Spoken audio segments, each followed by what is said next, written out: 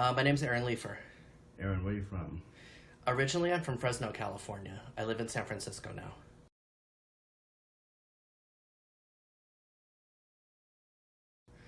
I knew I was gay probably. I mean, I didn't know what it really meant, but I knew I was attracted to men when I was probably as young as 8 years old. I came out when I was 17, so right around between high school, college.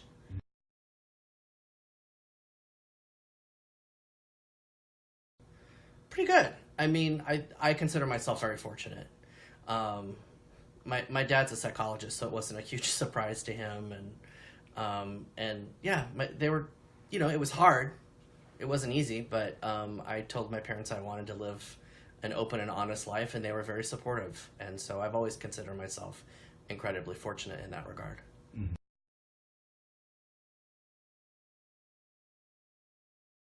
Well, it's funny you should say that because my dad had a drag queen roommate in college in Atlanta, Georgia in the 60s. So he had early exposure to queer people. And so I think that sort of helped, and obviously his training.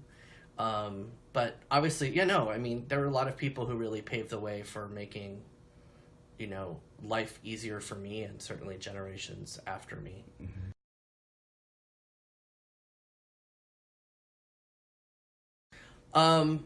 The biggest way I do it is the volunteer work I do with Point Foundation. I'm on the board of directors. I've been on the board of directors for almost 2 years. And I've been a donor for a decade, and I was a trustee for 4 years after that. And so what we do is we find exceptional LGBT graduate and undergraduate students and give them not just financial support, but also leadership training and mentorship, and really, try and get them to really succeed beyond the level they were already going to succeed in. And because these are people who have often dealt with situations much harder, like, say, than my coming out. And so I call it paying it forward because I was able to graduate from a really good 4-year school with no debt and with a roof over my shoulder and over my head and parents who supported me, which, as I read all of these hundreds of stories every year of students who did not have what I had, I feel there's a need for those of us who are fortunate to support those of us whose stories and whose life experiences weren't as good as ours.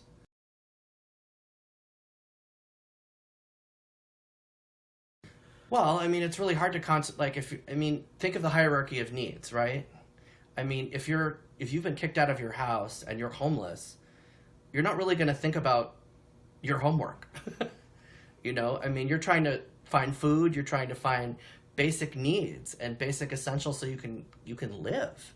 I mean, getting an education suddenly becomes, even though for we still consider an education, an essential element of being successful by and large. For many people, it becomes a nice to have because they literally don't have a roof over their head. I mean, and there are lots of scholars and stories I've read of people who lived in cars and struggled to make ends meet and had to deal with violence in the home and things. And so education really kind of falls by the wayside. And that's one of the things and what really strikes me about these individuals is their resiliency, is how they've dealt with all of that stuff that would break many of us. And yet they go on to form organizations and do really, I mean, just amazing leadership in the LGBT space. Mhm.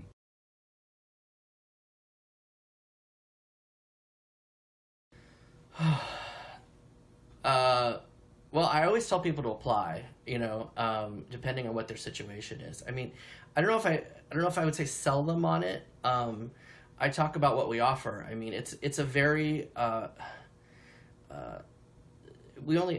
based on just our own limitations and financial and staff limitations, we only take about 1% of our applicants every year.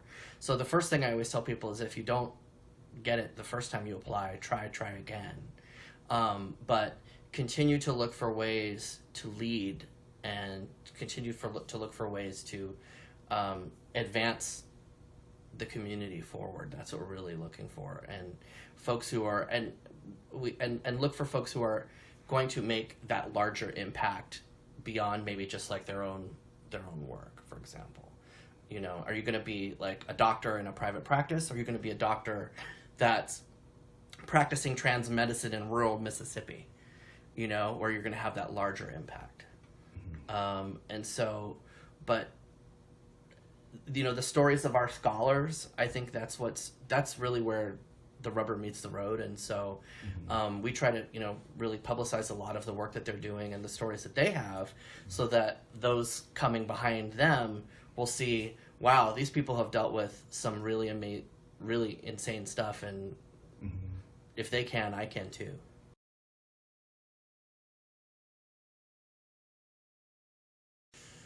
Oh my.